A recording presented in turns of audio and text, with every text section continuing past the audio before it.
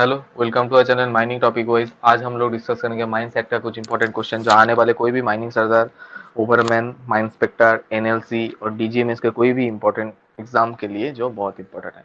चलिए शुरू करते हैं। तो आज का पहला क्वेश्चन है, the provision of mines act 1952 shall not apply except few section to any mine part where more than 10 persons are employed in any day connection with the excavation। तो माइंस एक्ट का accordingly तो कितने आदमी से ज्यादा नहीं होगा, ज्यादा नहीं होना चाहिए, तो वहां पर माइंस एक्ट अप्लाई नहीं होगा। ऑप्शन नंबर ए है 5, ऑप्शन नंबर बी है 10, ऑप्शन नंबर सी है 20, ऑप्शन नंबर डी है 40। तो इसका करेक्ट आंसर होगा ऑप्शन नंबर सी। कोई भी एक्सकवेशन पर कोई भी प्रॉस्पेक्टिंग जहां पर कर रहे हैं तो वहां पर 20% से ज्यादा नहीं होना चाहिए, तभी वहां पर माइंस एक्ट अप्लाई नहीं होगा। 21% रहेगा तो वहां पर माइंस एक्ट अप्लाई होगा।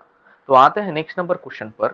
In respect of every medical examination under Rule 19B, the manager of the mine concerned shall give at least 9 days prior notice to the written to the persons to be examined।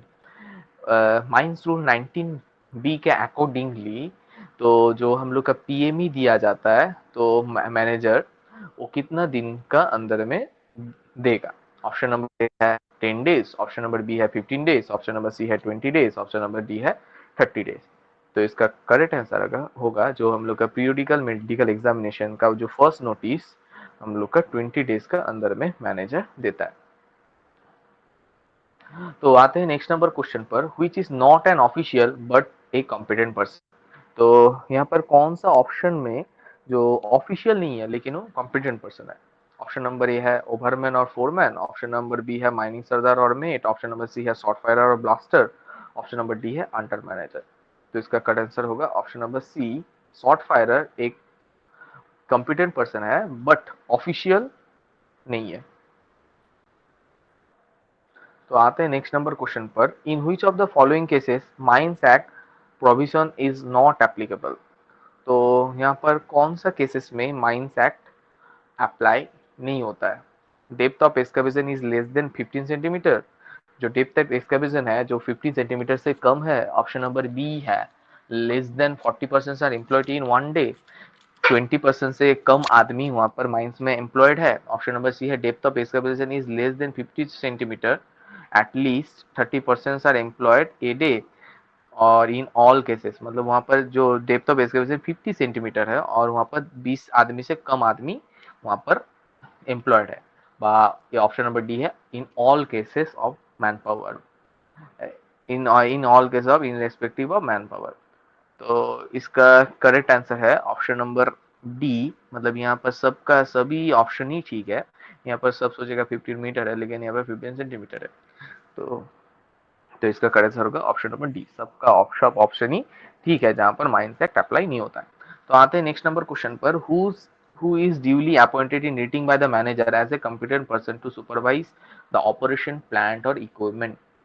तो manager किसको appoint करता है as a competent person, तो वहां पर वो कोई भी ऑपरेशन को सुपरवाइज कंट्रोल कर सकता है। ऑप्शन नंबर ए है शॉर्ट फायरर और ब्लास्टर, ऑप्शन नंबर बी है सर्वेयर को, ऑप्शन नंबर सी है वेंटिलेशन ऑफिसर को, ऑप्शन नंबर डी है सेफ्टी ऑफिसर को। तो इसका करेक्ट आंसर होगा option number A. Manager short firer व ब्लास्टर को अपॉइंट करता है कोई भी ऑपरेशन को सुपरवाइज करने के लिए। तो आते हैं नेक्स्ट नंबर क्वेश्चन पर, what should be the minimum period of enforce absence in case of reportable injury. तो मिनिमम कितना पीरियड होना चाहिए कोई भी रिपोर्टेबल इंजुरी का मतलब एब्सेंस रहेगा कोई आदमी। ऑप्शन नंबर ए है 24 आवर्स, ऑप्शन नंबर बी है 36 आवर्स, ऑप्शन नंबर सी है 48 आवर्स, ऑप्शन नंबर डी है 72 आवर्स। तो इसका करेक्ट आंसर होगा option number D. 72 hours minimum period रहेगा कोई भी रिपोर्टेबल इंजुरी का कोई आदमी एब्सेंस रहेगा। आते हैं नेक्स्ट नंबर क्वेश्चन पर, which of the following is not read as serious bodily injury. तो इस यहाँ पर से कौन सा ऑप्शन हम लोग को सीरियस बॉडी इंजुरी को में हम लोग कंसिडर नहीं करेंगे।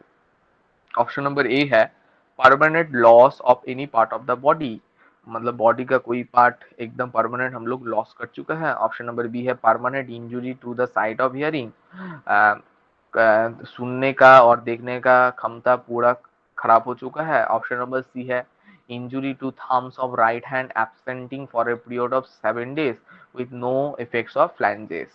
तो थम्स में इंजुरी हुआ है राइट हैंड में, 7 दिन तक उसका 7 दिन तक वहां पर कोई फ्लैंजेस में कोई फ्लैंजेस मतलब हाथ कहीं पर भी मोड़ नहीं गया है ऐसा।